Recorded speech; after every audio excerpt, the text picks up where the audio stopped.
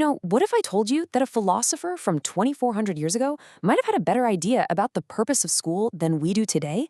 Well, we're about to find out. We're diving deep into Aristotle's politics to uncover his pretty radical blueprint for education.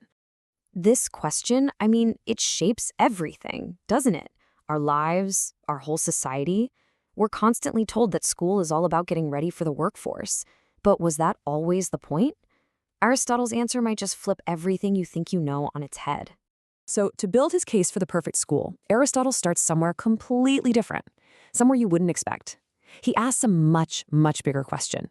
What's the ultimate goal of a good life? And by extension, what's the goal of a good city? His answer, on the surface, seems pretty simple: happiness. He argues that the ultimate goal for any person, and for society as a whole, is just to be happy. But, and this is a huge but, what Aristotle meant by happiness is probably way different from what we think of today. He basically creates two different buckets for happiness.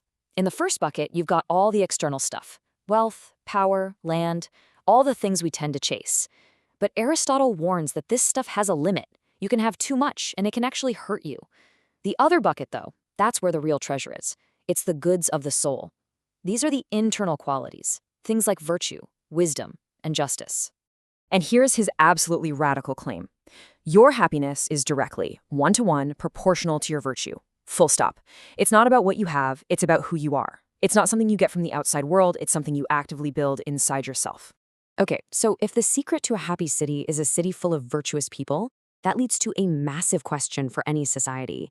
How do you actually build a city full of good, virtuous citizens? Aristotle's answer is this powerful Greek concept called paideia. Now, this isn't just schooling as we know it. You have to think bigger. Paideia is the complete shaping of a person, their character, their values, their civic identity. It's all about cultivating a well-rounded, ethical human being, not just a knowledgeable worker. And check out how his logic just unfolds step by step. It's so clean. If a city's ultimate goal is happiness, and happiness depends on virtue, and virtue is created through this deep, holistic education, well, then it follows that education has to be the single most important job of the state. It can't be left up to individual families. It has to be a shared public project.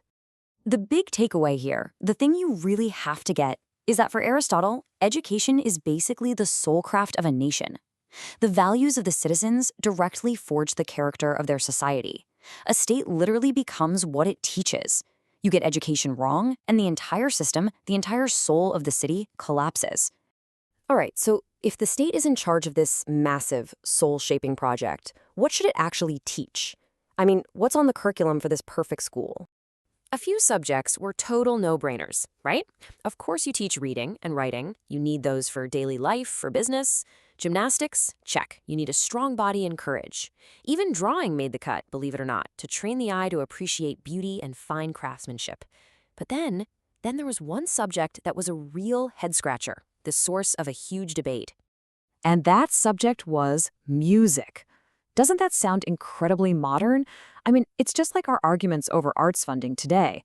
People were asking, what is the practical point of teaching music? Is it useful? Why should the state spend precious time and money on it? Now, Aristotle heard all these arguments. He wasn't naive. He knew most people saw music as little more than a pleasant way to pass the time. And he'd say, yeah, you're right. He agreed. To a point. Sure, it's relaxing. It's an amusement, a way to unwind after a hard day's work.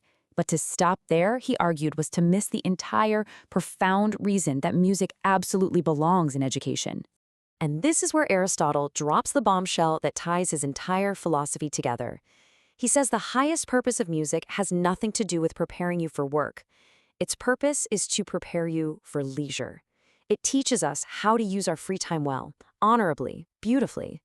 This whole idea of honorable leisure, this leads us right to the heart of his entire argument for education, a concept he called schole. And get this. This is just fascinating. That word skol is the Greek root of our modern word school. Think about that for a second. The very origin of the word school is tied to leisure, not to labor. For Aristotle, this wasn't about laziness or just messing around. Skol was the peak of human existence, the freedom to do things that are worthwhile in and of themselves. So he breaks down our lives into these three distinct states. First, you've got labor. That's what we do for a purpose to get something else.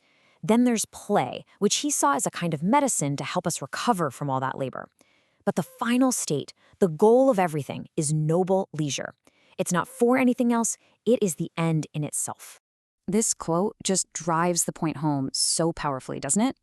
Constantly chasing what's profitable or useful, he says that's beneath a truly free person. It completely misses the whole point of a life well lived. So here it is, the powerful, completely counterintuitive conclusion of his whole argument. The real purpose of education isn't to teach us how to make a living. It's to teach us how to be free.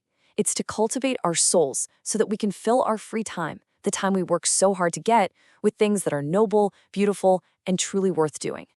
And so, this 2,400-year-old blueprint leaves us with a deeply uncomfortable question for our time. In our relentless focus on job skills, on STEM, on economic utility, have we completely forgotten that the original purpose of school was to learn how to be free? It's a question that might just change how you think about education forever.